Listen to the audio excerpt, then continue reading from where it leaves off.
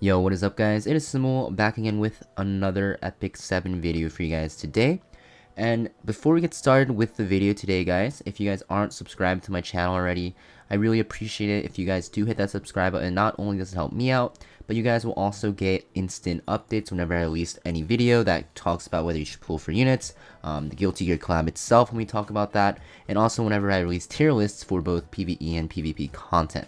That being said, let's get into the video. Today we're going to be talking about the Guilty Gear shop. Now the shop is basically going to be from this farmable event, if you guys didn't know already. There is a event going on where you can go to a side story, and basically you just fight a boss stage over and over, with hell being limited to 5 entries per account. And basically you'll just get currency, you're just doing this for currency, and you're going to be able to purchase 4 things. Now actually just 3, because gold doesn't really count in my opinion. That's kind of like the dump at the end of the event.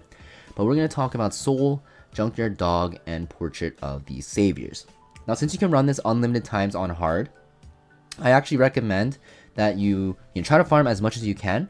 I think Soul is actually not terrible. The thing is, if you're a newer player to the game guys, you guys are probably going to want to buy Soul. It is worth it to actually buy all the copies of Soul if you do decide to buy one, because it just saves you a lot of time, because then you actually don't need to use fodder to promote him, because yeah, you're basically getting him for free to 6 stars with his imprint, because you do get 1 for free from the check-in and you get 5 from the store.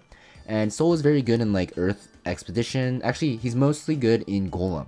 You can also use him as a single target DPS in general, but his best usage is in Golem. Now if you're late game, you actually don't need him, and if you're late game, you probably already have him already, so you won't even need to buy him at all. But the reason why it's good for early game is because as soon as you get Soul, if you build Adventure Ross and have a Momo and another fire DPS, you have your Golem 13 team right there. Soul is very good in Golem. He makes it really easy to start farming it if for some reason you want the attack or the defense or health sets.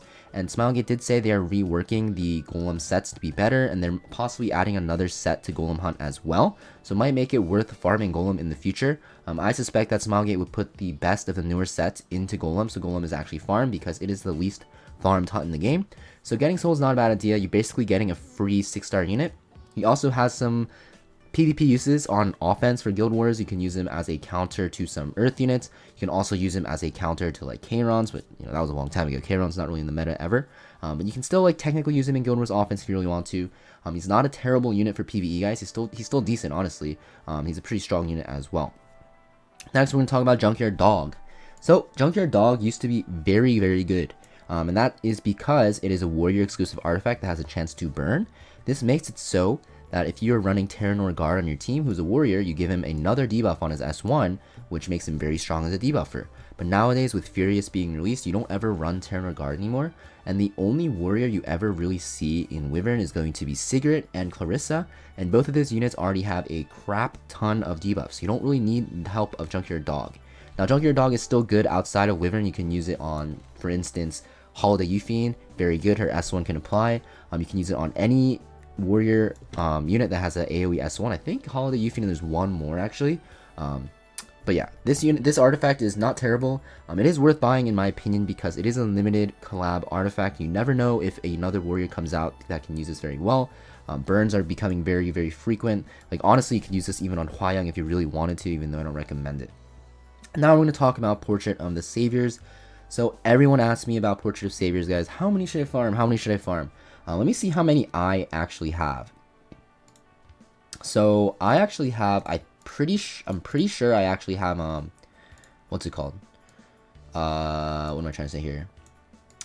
I think I have like 6 max copies, but I'm not even using like more than half. So I have 6 max copies. One is actually maxed, right? The other ones I didn't even promote. So the one I have that's at plus 19 is on my Banshee Wave 1 one-shotter. The one at plus 20 is not even equipped. And the plus 31's on my LR Crow is not even the meta. And that's mostly because I don't cleave.